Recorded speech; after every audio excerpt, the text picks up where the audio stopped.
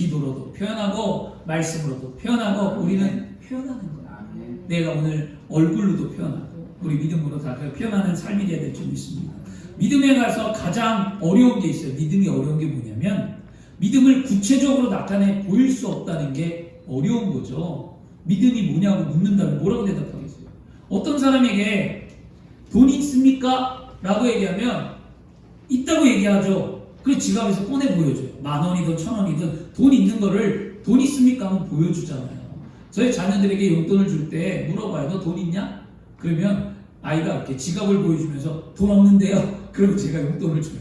그 안에 있으면 안 주거든요. 그거죠. 그 다음에 또 우리 신분을 물어보잖아요. 남자입니까? 여자입니까? 군군이 안 갈 때 신분증 있습니까? 물어보잖아요. 검문당할 때도 물어보고. 그러면 우리가 신분증을 물어보면 내가 신분증을 꺼내주면 돼요. 주민등록을 보여주든 면허증을 보여주든 상대방이 의심하는 것, 상대방이 의문을 가진 것을 내가 내 신분증을 보여줌을 통해 그 사람의 의심과 의문을 풀어줄 수 있잖아요. 그렇죠? 그런데 우리가 이렇게 확고한 믿음이 있는 사람일지 할지라도, 우리 그런데 믿음이 있는 사람이라 할지라도 누군가 여러분에게 와서 당신의 믿음이 있습니까? 물어보면 뭐라고 대답할 거예요? 그리고 믿음이 있다면 내게 좀 믿음 좀 보여주십시오 라고 말하면 여러분 뭐라고 얘기할 거예요? 아무리 믿음이 있는 사람이라 할지라도 우리는 당황하기 마련이에요. 저도 마찬가지예요. 누군가 갑자기 와서 목사님 믿음 있어요? 그 왜? 믿음 좀 보여주세요. 그러면 제가 당황을 해갖고 어떻게 말해야 하고 어떻게 표현해야 될지 모르는 이런 황당한 일 저도 겪었기 때문에 말씀드리는 거예요. 그리스도인들이 이거 겪습니다. 그리고 특별히 자녀들하고 문제 가운데 자녀들이 이런 얘기해요. 엄마 믿음이 뭐야? 믿음이 뭔데? 보여줘봐. 막 이렇게 얘기하고 부모에게 막 자녀들이 이야기한단 말이에요. 아빠 믿음 그거 아니잖아. 내가 아는 믿음이 이건데? 라고 자녀들이 머리가 크고 이제 믿음의 차이가 다르면 믿음에 대해서 이렇게 얘기합니다. 왜냐하면 믿음이란 눈에 보이는 것이 아니기 때문에 믿음에 대한 얘기를 하면 우리가 당황을 하는 거죠. 그러나 우리의 믿음이 비록 눈에 보이지는 않아도 우리의 믿음이 분명히 존재하고 있다는 것을 예수를 믿는 저와 여러분은 분명히 알아요. 그렇죠? 믿음을 알잖아요. 우리에게 믿음이 있고 그 믿음이 살아서 활동한다면 여러분 안에 믿음이 있고 여러분이 죽은 믿음이 아니라 살아있는 믿음이라면 우리는 그 믿음을 통하여 어떻게 될까요? 외부로 우리의 믿음이 나타납니다. 그래서 하나님이 역사하는 거예요. 그게 뭐예요? 우리가 드려지는 예배, 우리가 드리는 기도, 우리가 드리는 찬양, 믿음의 공동체들이 모이는 삶의 모습, 그리고 믿음으로 살아가는 그 모습을 볼 때 그것이 믿음이에요. 그런데 예수를 알긴 알아도 믿음의 삶이 거룩하지 아니하면 그 믿음이 온전하다고 말할 수가 없는 겁니다. 그런 부끄러운 믿음을 이제는 소유하지 마시고요. 이제는 완전한 아름다운 믿음, 보이는 믿음, 승리하는 믿음을 갖기를 바랍니다. 눈에 보이지 않는 믿음을 보이는 믿음으로 나타내기 위해서 우리 마음속에 믿음이 살아있고 운동력 있고 역사하는 성령의 충만함을 통해 나타날 때 그것이 우리의 삶에 나타나는 믿음으로 보여지는 믿음으로 드러나게 되는 줄 믿습니다. 우리가 하나님의 역사를 체험하면 우리의 믿음을 하나님께서 보여주게 해요. 내가 믿음을 보이려고 하지 않아도 내 안에 성령 충만함과 더불어 내 안에 내 믿음이 살아있으면 자연적으로 믿음이 나타나는 거였어요. 믿음은 어떻게 보일 수 있는가? 그건 바로 우리의 입술의 고백으로 보일 수 있어요. 첫째는 뭐냐? 우리 입술의 고백이에요. 자꾸 여러분 하나님 감사합니다. 믿는 자의 고백을 통해 들으시는 하나님, 내 기도를 들으심을 감사합니다. 환경을 열어줌을 감사합니다. 늘 하나님을 찬양하고 입술의 고백이 아름다운 말을 하시기를 바랍니다. 그래서 따라하겠습니다. 첫째로 우리의 입술의 고백은 우리의 믿음을 가장 쉽게 외부로 나타낼 수 있습니다. 아멘. 우리 입술의 고백이 우리의 믿음을 외부로 나타나는 거예요. 내 안에 있는 믿음을 밖으로 끄집어내서 내가 이런 믿음이 있는 삶을 사는 사람입니다 라고 나타낼 수 있는 건 바로 우리의 입술의 고백입니다. 육신에 속한 사람은 어떤 사람이냐? 육신에 속한 사람은 감각의 지배를 받는 사람이에요. 그래서 눈에 보이고 귀에 들리고 코에 냄새를 맡고 손으로 확인할 수 있는 것, 그 외에는 믿지 않아요. 그 입술로 고백하지도 않아요. 이런 감각적인 믿음을 가진 사람을 육신의 믿음이라고 얘기합니다. 이런 사람들이 많아요. 그 다음에 이성적인 사람이 있어요. 논리와 이성으로만 복음을 받아들이려고 하는 사람, 이성으로 생각하여 가능한 일만 믿는 사람, 이성적인 믿음이거든요. 이거 요즘 가면 갈수록 많은 대다수의 사람들이 이성적인 믿음을 쫓아 살아갑니다. 그리고 이성적인 믿음만이 참믿음이라고 얘기합니다. 이게 좀 심각한 거예요. 이게 어디 세대냐면요, 이게 지금 3040 세대예요. 한국교회가 3040 세대부터 그 밑으로부터는요, 이성적인 믿음이 강해져서 말씀을 믿으려고 하지 않아요. 말씀을 받아들이려고 하지 않아요. 3040 그 밑으로부터는요, 50, 60, 70, 80 이 세대는 믿음이 이성적인 믿음이 아니더라도 말씀이 그렇다 하면 받아들였는데, 3040은 말씀이 그렇다 하더라도 내가 이해가 안 되고 내 이성으로 아니면 아닌 거예요. 신앙이 위험에 처해 있다는 사실입니다. 그게 누구예요? 여러분의 자녀들이에요. 우리 부지런히 기도해야 합니다. 그 자녀들 이성 깨어지고 체험하는 신앙 살게 해달라 기도해요. 아멘. 우리 아들, 우리 집에도 있어요. 한 명. 우리 집에도 한 명 있어요. 큰아들. 굉장히 이성적이에요. 논리 이성, 말씀, 믿음은 있는데 그 이성과 논리가 깨어지지 않으니까 신앙이 자라나지를 않는 거였어요. 그래서 항상 얘기해요. 체험하는 신앙 살게 해달라고. 여러분, 자녀를 위해서 계속 기도하면 반드시 이루어집니다. 더디 가는 것 같은데 이루어지는 걸 알아요. 저도. 제가 제 자녀를 위해서 얼마나 기도했겠냐고요. 제가 더디 가요. 근데 조금씩 바뀌는 모습이 보이니까 그 하나의 희망을 보면서 가는 거예요. 실수투성이가 많고 안 믿는 모습들이 많고 세상의 죄악들의 모습이 많은데도 어쩌다 한번 보이는 그 희망의 싹, 믿음이 있는 모습을 보고 기도하며 가는 거예요. 여러분의 자녀를 위해 우리는 그렇게 기도하며 믿음의 삶으로 나가야 될 줄 믿습니다. 영적인 사람은 눈에 보이지 않아요. 귀에 들리지 않아도, 손에 잡히지 않아도, 또 이성적으로 생각할 때 불가능하다고 이해가 되지 않는다라고 할지라도 하나님의 약속의 말씀이라면 그 말씀을 믿음으로 받아들이는 담대한 신앙 고백을 하는 사람이 바로 영적인 사람입니다. 이것이 그리스도인이에요. 이것이 믿음이 있는 삶을 사는 자들이에요. 오늘 여러분, 말씀이 그렇다면 우리는 이유를 막론하고 받아들여야 돼요. 말씀이 그렇다는데 거기 안에 뭔 논제가 있고 뭘 그걸 따지고 묻고 하겠냐고. 말씀이 그렇다면 그 말씀은 하나님의 말씀으로 받아야 되는 거예요. 그게 우리의 신앙의 첫 번째 신앙의 단추인 줄 믿습니다. 그것이 영적인 삶의 모습이죠. 우리는 믿는 사람들이, 우리가 여러분 믿는 사람, 우리가 오늘 믿는 사람들이잖아요. 우리 믿는 사람들이 오늘 모일 때 고백했어요. 뭘 고백했죠? 제일 처음에 신앙 고백에서 사도신경을 고백했어요. 사도신경. 이 사도신경을 왜 하는지 아십니까? 이 사도신경 그 내용을 우리가 여러분 경험했습니까? 이 사도신경의 내용을 우리가 직접 보았습니까? 우리가 이 사도신경 내용을 우리가 확인을 해보았습니까? 우리는 직접 보지도 못했고 확인도 못했고 아무것도 안 했어요. 그런데 우리 이성적으로는, 논리적으로는 받아들일 수가 없는 거예요. 근데 우리는 예수를 믿었고 하나님의 말씀이었고 예수님이 우리 안에 계시기에 우리의 그냥 믿음으로 마음에 믿고 입술로 고백하는 거예요. 오늘 말씀처럼 마음에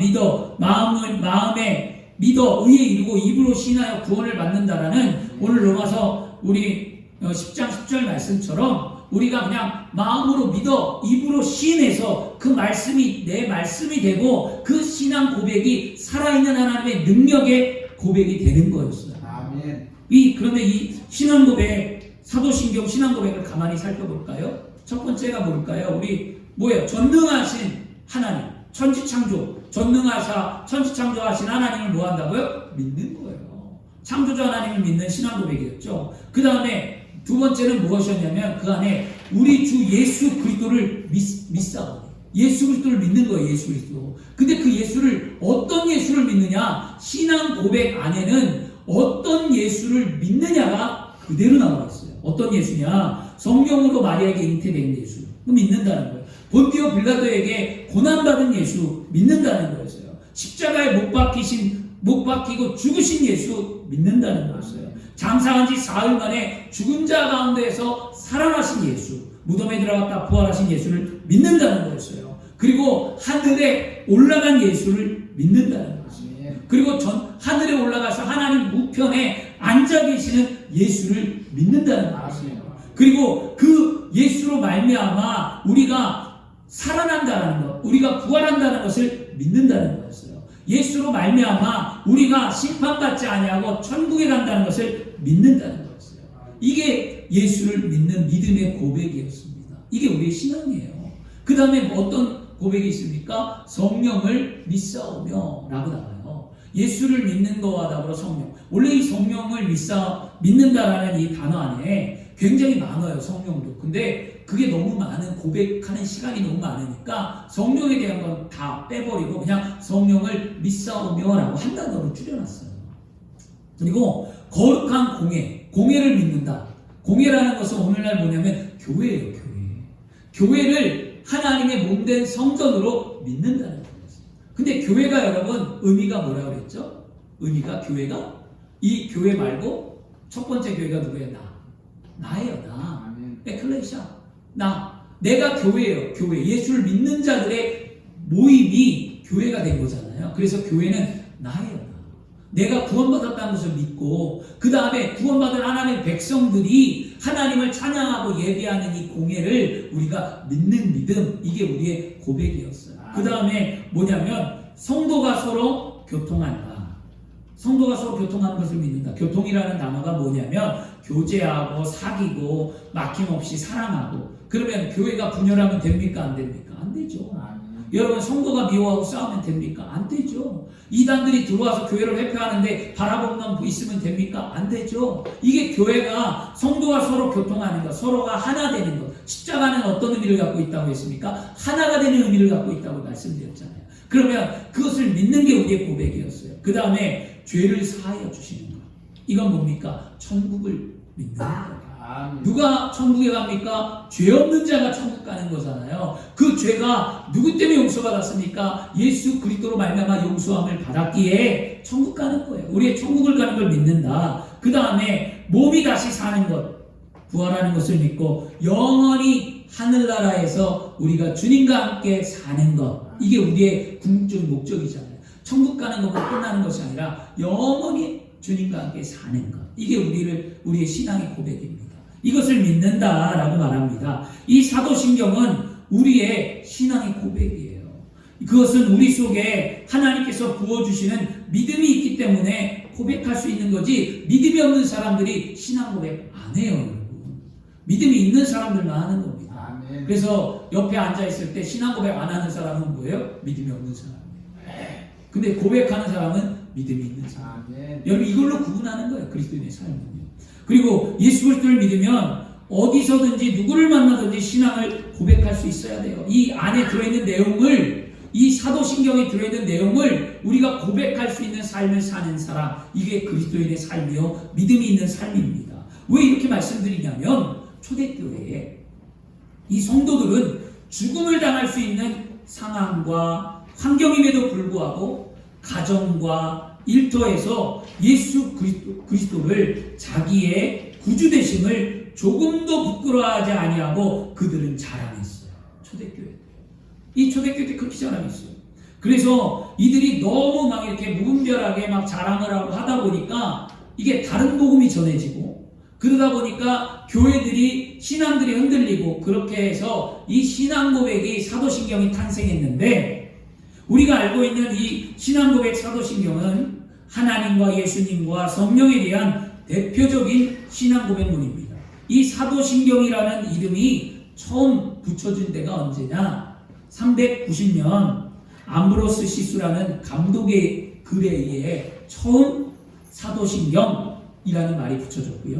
5세기 초에 루피누스라는 사람이 저서를 썼는데 이 루피누스가 그 사도신경 주석이라는 책을 썼어요.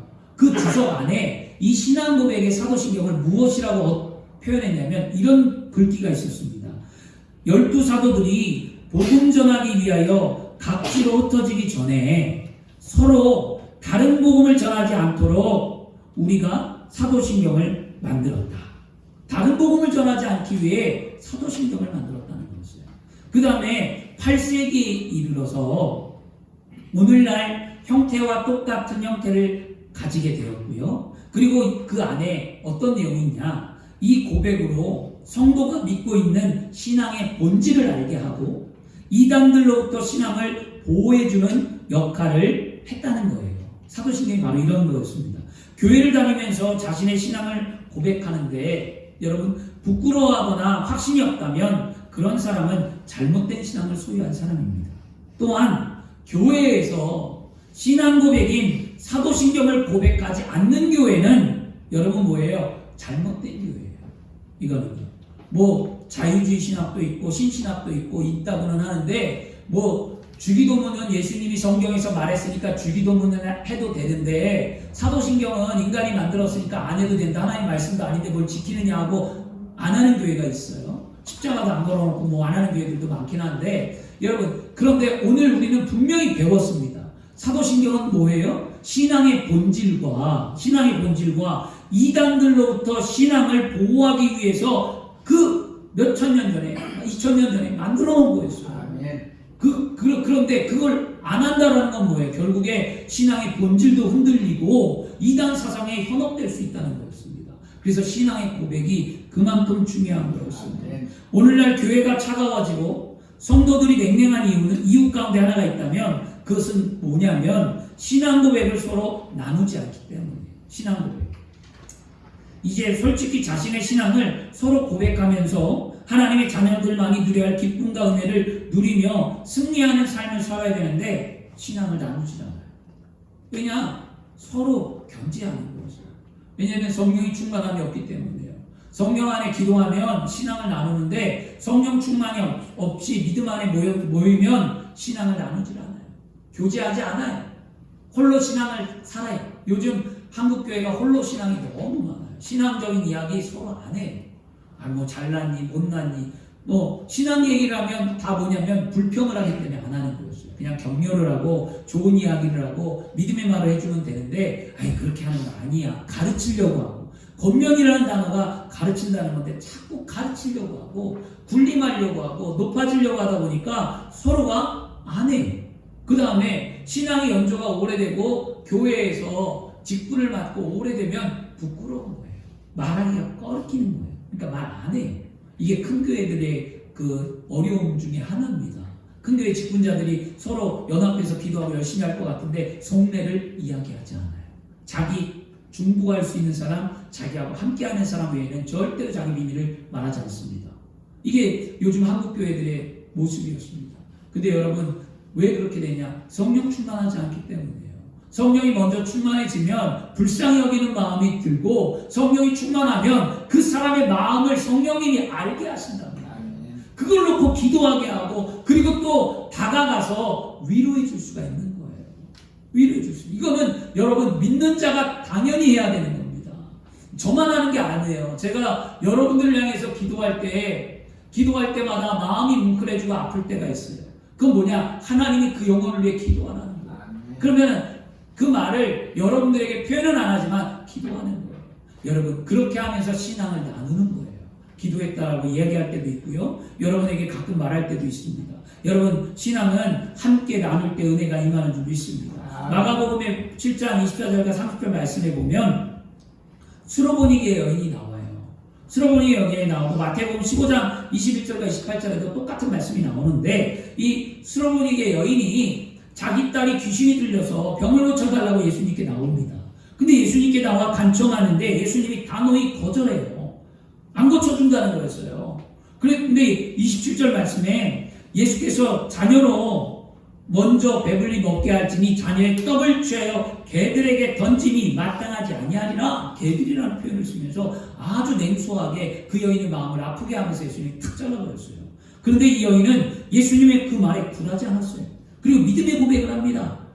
28절에 여자가 대답하여 이르되 주여 올소이다마는 상 아래 개들도 그 아이들이 먹던 부스러기라도 먹나이다 라는 말을 하죠. 예수님께서 이 고백에 담긴 여인의 확고한 믿음을 보시고 말씀하는데 29절에 예수께서 이르시되 이 말을 하였으니 돌아가라 귀신이 내 딸에게서 나갔느니라 하시네 라고 말씀합니다. 그 말씀을 믿고 집으로 돌아갈 때 그 여인의 딸이 나왔어요. 그런데 이 똑같은 말씀을 마태복음 15장 28절에는 이에 예수께서 대답하여 이르시되 여자여 내 믿음이 크도다.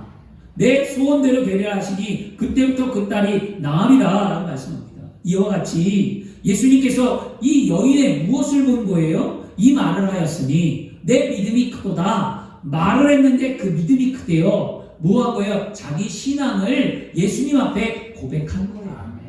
그 여인이 신앙을 고백하지 않았다면, 자기의 믿음을 고백하지 않았다면 자기 딸이 낳지 않았습니다. 이것이 기적을 만드는 거예요. 오늘 여러분의 믿음을 하나님 앞에 고백하고 올려드릴 때 우리의 삶의 기적이 나타납니다. 만일 이 여인이 믿음이 있다 할지라도 입으로 고백하지 않았다면 그 딸은 치료받지 않았고 기적은 창하지 못했습니다. 오늘날 우리가 살아가면서 삶의 하나님의 축복과 기적이 매일의 삶 속에 나타나지 않는 것은 우리의 믿음의 신앙의 고백이 부족하기 때문입니다. 여러분의 믿음으로 말하는 것, 믿음으로 기도하는 것, 믿음으로 예배하는 것, 믿음으로 하나님 앞에 하는 모든 것들이 우리가 부족하니까 우리의 삶의 문제가 안 풀리는 거예요. 이제 조금만 더 열심히 주님 앞에 우리의 신앙을 고백하고 한 걸음 더 가까이 나와 믿음으로 승리하는 저와 여러분이 되어야 될 줄 믿습니다. 그러므로 믿음은 외부로 드러나는 겁니다. 우리 이를 위해 가장 쉬운 방법이 바로 뭐라고요? 따라하겠어요. 입술에 고백. 아멘. 오늘 저와 여러분이 신앙을 입술로 고백하면 하나님의 기적은 일어날 줄 믿습니다. 둘째로 따라하겠습니다. 우리의 입술의 고백은 우리를 구원받은 믿음으로 이끌어줍니다. 아멘. 처음 예수를 믿는 사람들이 가장 궁금해한 게 뭐냐면 예수 처음 믿는 사람, 여러분도 아마 그랬을 거예요. 처음 믿는 사람들이 뭐라고 얘기하냐면 이렇게 얘기해요. 예수 믿고 구원받았습니다 하면 그들이 내가 진짜 구원받았나? 나 구원받는 거 맞나? 구원에 대한 문제를 갖고 헤매입니다. 그래서 사람들이 자꾸 주의종을 찾아와서 목사님 저 구원받은 거 맞아요? 저 구원받는 거 맞아요? 어떻게 알아요? 구원 좀 가르쳐주세요 라는 질문들을 많이 해요. 구원의 확신은 솔직히 초신자들만의 문제는 아니에요. 이 구원의 확신은 신앙생활을 시작한 지 오래된 사람들도 이 구원에 대해 확신이 있는지 없는지 점검해 봐야 되죠. 여러분 구원 물어보면 다들 힘들어합니다. 심지어 저는 예전에 교회 장례식에서 교회 직분자분들이 구원에 대해서 서로 이야기를 나누는 것을 들은 적이 있습니다. 한 분이 이렇게 얘기했어요. 구원? 죽어봐야 알지 어떻게 알겠어? 라는 말을 하더라고요. 깜짝 놀랐습니다. 저는 이 말을 듣고. 옛말에도 이런 말이 있어요. 죽어봐야 저승을 알지 라는 옛말이 있거든요. 이 말은 죽음을 체험해보지 못하고서야 어떻게 저승이 있고 없는 것을 알 수 있냐는 말입니다. 극히 당연하게 들릴 수도 있어요. 그런데 여러분, 그러나 이런 사고는요, 뭘 해봐야 알지 하고 이성적으로 자꾸 다가가는 이런 사고는 내 자신이 직접 체험하지 못한 지식은 여러분 참된 지식이 될 수 없다는 위험한 결론에 이르는 거예요. 무조건 내가 체험한 것만 참되고 내가 체험하지 못하고 내가 알지 못하는 것은 참되지 않다는 거죠. 그러면 내가 보고 듣고 만져보지 못한 정보는 다 믿을 수 없다는 거죠. 그 오늘날 같은 경우 홍수처럼 밀려오는 이 정보사회 시대에서 어떻게 다 우리가 내 자신이 경험하고 내 자신이 확인하며 그것을 받아들일 수 있겠습니까? 이것은 우리의 한계이며 불가능한 태도의 모습입니다. 그래서 우리에게 무엇이 필요하냐? 하나님의 믿음이 필요한 거예요, 여러분. 그러므로 우리 그리스도인들이 믿음과 구원은 어디에 기초합니까? 하나님의 말씀에 기초하기 때문에 겪어보지 못해도 믿음의 고백을 통해서 알게 되는 거예요. 여러분, 말씀에 기초한 것은 받아들이셔야만 합니다. 베드로전서 1장 9절 말씀에 믿음의 결국 곧 영혼의 구원을 받음이라. 믿음은 결국 영혼의 구원을 받느니라고 말씀합니다. 우리는 믿음으로 구원받았습니다. 아멘이십니까? 아멘. 그리고 그 구원에 대한 확증은 어디 있을까요? 우리는 믿음으로 구원을 받고 그 구원의 확증은 나에게 있는 것이 아니라 하나님께 있다. 이거 잊어버리면 안 됩니다. 하나님께 있습니다. 그러나 우리가 반드시 또 한번 알아야 할 것은 무엇이냐면 예수 믿으면 구원을 받는다라고 성경에 분명히 말씀했다는 거예요. 사도행전 4장 12절에도 다른 이로서는 구원을 받을 수 없나니 천하 사람 중에 구원을 받을 만한 다른 이름을 우리에게 주시지 않았다라고 말씀합니다. 사도행전 16장 31절 말씀에도 주 예수를 믿으라 그리하면 너와 내 집이 뭐한다? 구원을 얻는다라고 말씀합니다. 우리는 이 말씀을 믿고 고백하며 구원의 확신을 가져야만 합니다. 예수 이름이 나를 구원했고 나로 말미암아 내 집에 남편과 아내와 자녀와 남편이 구원을 받는다라는 믿음을 갖고 살아가야 될 줄 믿습니다. 빌립보서 2장 12절 말씀에도 항상 복종하여 두렵고 떨림으로 너희 구원을 이루라고 말씀합니다. 믿음을 가지고서 그리스도인답게 거룩하게 이 땅의 삶을 살아가야 합니다. 구원은 받은 것 맞는데 그 구원을 떨림으로 구원을 이룰 때까지 믿음의 삶을 살라는 것이죠. 우리가 오늘도 그렇게 살아야만 합니다. 우리의 구원의 믿음은 죽은 후에 알 수 있는 모호하고 불분명한 것이 아니라 믿음이란 속에 감추어진 것이 아니라 밖으로 드러나는 것이 눈에 보이는 것이 우리의 믿음입니다. 오늘 읽은 말씀은 뭐라고 말씀합니까? 내가 만일 내 입으로 예수를 주로 시인하며 또 하나님께서 그들을 죽은 자 가운데 살리신 것을 내 마음에 믿으면 구원을 받으리라. 사람이 마음으로 믿어 의에 이르고 입으로 시인하여 구원에 이른다라고 말씀합니다. 그러므로 구원에 이르는 믿음이 있냐 없냐는 뭘 보면 알아요? 그 사람이 말을 보면 알아요. 믿음의 말을 하는 사람은 다 구원을 받은 사람인데 믿음의 말을 하지 못하면 아직도 그 사람은 구원의 확신이 없는 사람이라는 거죠. 즉 예수 그리스도를 나의 구세 날 위해 돌아가셨다는 사실을 믿는다고 말하는 사람, 예수 그리스도가 날 위해 부활하셨다고 믿는다고 말하는 사람, 예수 그리스도가 승천하신 사실을 날 위해 승천했다는 것을 믿는다는 것, 예수가 나의 구주 되신다는 것을 믿는다라고 고백하는 사람, 이것은 믿음이 있는 사람이에요. 이것이 구원의 능력입니다. 또 구원받은 삶의 가장 큰 증거는 뭐냐? 전도하는 삶이에요. 전도하는 삶. 우리가 가족과 친지와 이웃과 동료들에게 예수를 믿고 구원받으라고 전도하는 것은 우리 믿음의 고백이요 산 믿음을 보여주는 거예요. 믿음의 고백은 전도인데요. 왜냐? 전도하는 사람 치고 구원의 확신이 없는 사람이 없고 전도하는 사람 치고 구원받지 않는 사람이 없기 때문입니다. 전도하는 사람은 구원의 확신이 있는 사람이 전도해요. 왜? 저 영혼이 죽는 게 안타까우니까 복음을 전하고요. 전도하는 사람이 여러분 구원받는 사람이기 때문에 하늘의 소망이 그에게 반드시 있기 때문에 전도하는 거예요. 여러분 이제부터 우리 구원의 확신을 갖고 열심히 전도해야만 합니다. 핑계가 안 될 수도 없어요. 뭐 코로나 때문에 안 되고 뭐 때문에 안 되고 주변에 사람이 이렇게 다 안 된다고 말하는 사람은요 구원의 확신이 없는 사람이에요.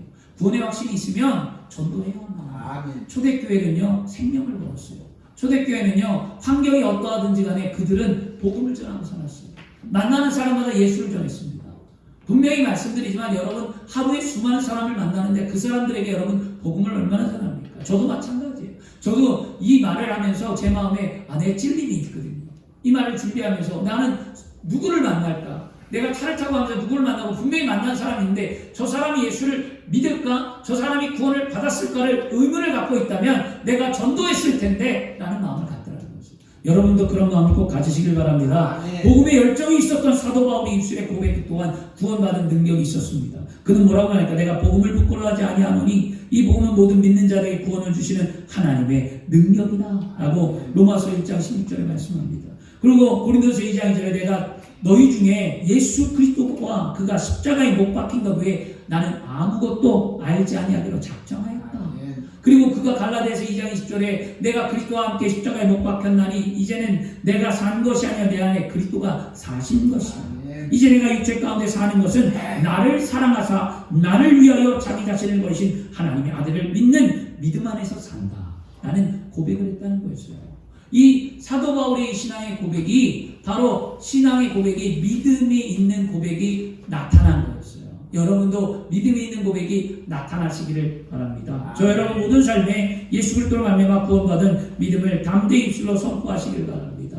셋째로 따라하겠습니다. 우리의 입술의 고백은 우리에게 예수 그리스도의 역사를 나타나게 합니다. 아멘.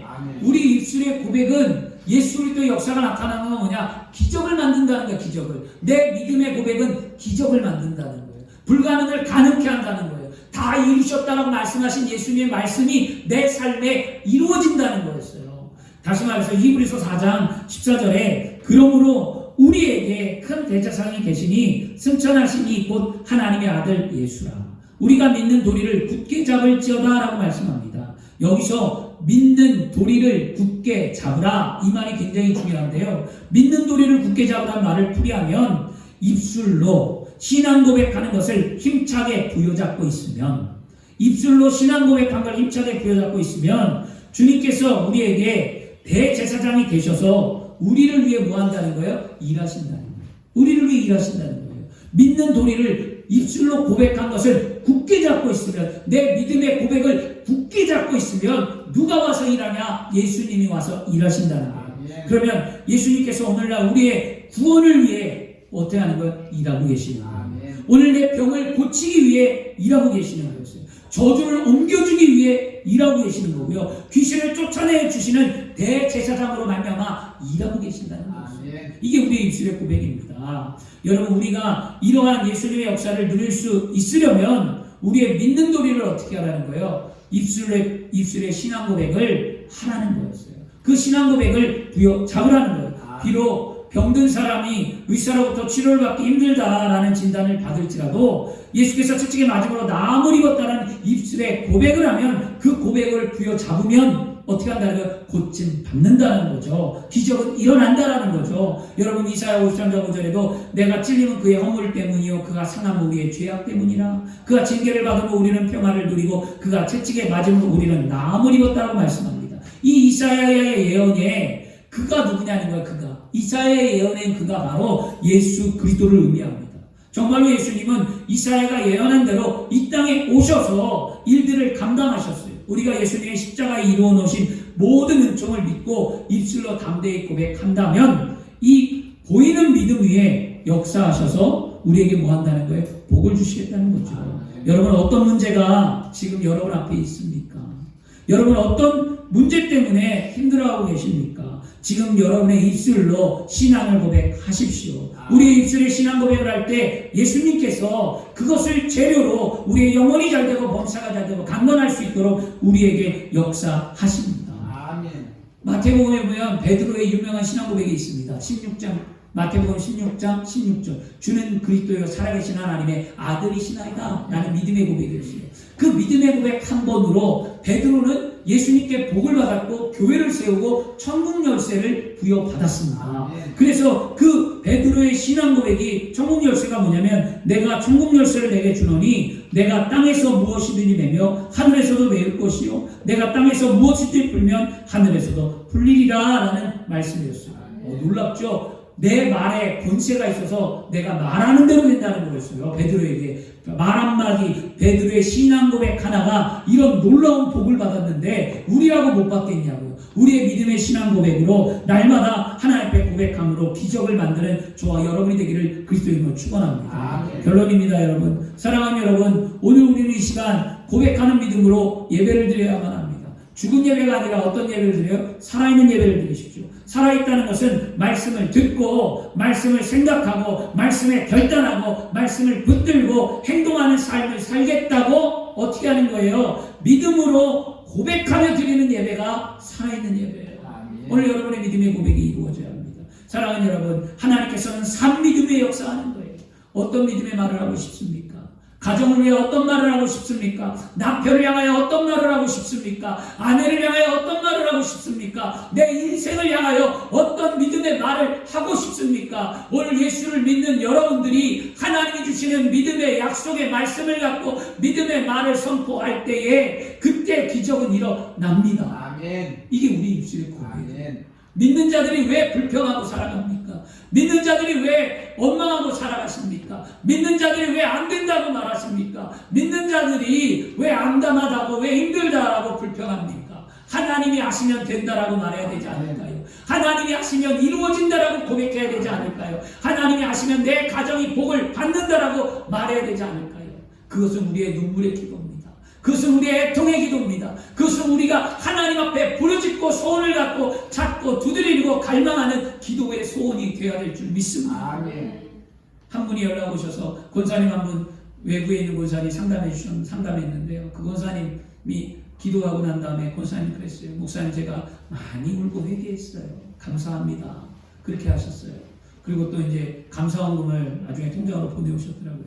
근데 그분이 깨닫는 게 뭐냐면 자기가 감사한 적이 없다라는 것이에요. 눈물로 이때까지 하면서 눈물로 많은 기도를 해보지 않았는데 이번만큼은 진짜 통회하고 첫신앙으로 회복하고 돌아간 것처럼 기도했다는 이야기를 한 적이 있습니다. 여러분 우리의 신앙이 우리가 진짜 오래 예수를 믿었고 진짜 하나님 앞에 믿음과 봉사와 충성과 헌신으로 살아오셨다면 내가 진짜 믿음의 삶을 어떻게 나타날 거냐. 보라 이전 것은 지나갔으니 새 것이 되었다는데 지금 내가 어떻게 드러나고 어떻게 나타나는 삶 가운데 하나님의 영광을 누릴 거냐고요. 과거는 기억할 필요 없다니까요. 지금 여러분이 과거를 기억하고 내가 예전에 이랬다면 하늘의 상급은 없어요. 여러분. 과거를 기억하고 말하면 하늘의 상급이 사라지는 거예요. 그러면 지금은 어떻게 하냐고요. 우리 지금 더 열심히 해야 될 줄 믿습니다. 아멘. 죽음 앞에서도 여기 한 사람이 죽음 앞에서도 신앙 고백을 하며 그 생명을 살린 사람이 이야기가 있습니다. 주 2세기에 한 독실한 신자가 로마 황제 앞에 잡혀갔어요. 그 로마 황제가 그를 죽이려고 합니다. 그리고 신자에게 강요합니다. 예수를 버리라는 거였어요. 그래서 황제는 말합니다. 내가 만일 신앙을 버리지 아니하면 추방하겠다. 그러자 신자는 지그시 웃으며 말했어요. 폐하께서 결코 나를 그리스도에게 떼어놓을 수 없을 것입니다. 왜냐하면 그가 결코 나를 떠나거나 버리지 않겠다고 약속했기 때문입니다. 그러자 황제는 크게 노하며 또 호통쳤습니다. 그래 좋아 그러면 내가 너의 재산을 몰수해 버릴 거야.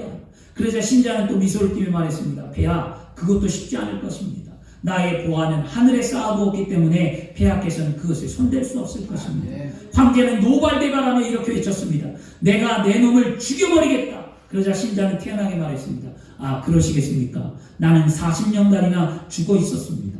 나는 세상에 대하여 그리스도와 함께 죽었고 나의 생명은 그리스도와 더불어 하나님 안에 감추었기 때문에 폐하께서는 더욱 그것을 만지지도 못할 것입니다. 드디어 황제는 체념하고 맙니다. 그리고 황제는 말합니다. 여봐라 걔 누구 없느냐? 이따위 광신자는 어찌하면 좋을꼬 성 밖으로 내쫓으라. 믿음은 이런 겁니다. 죽음 앞에서도 담대한 신앙 고백하는 것 이것이 참된 그리스도입니다. 여러분 그런 고백이 우리를 살리는 거예요. 어떤 환경에 있든지 어떤 모습에 있든지 우리의 참된 고백 진짜 여러분 하나님을 사랑하는 믿음의 고백을 드리는 귀한 삶이 되기를 그리스도 이름으로 축원합니다. 기도하겠습니다. 좋으신 아버지 하나님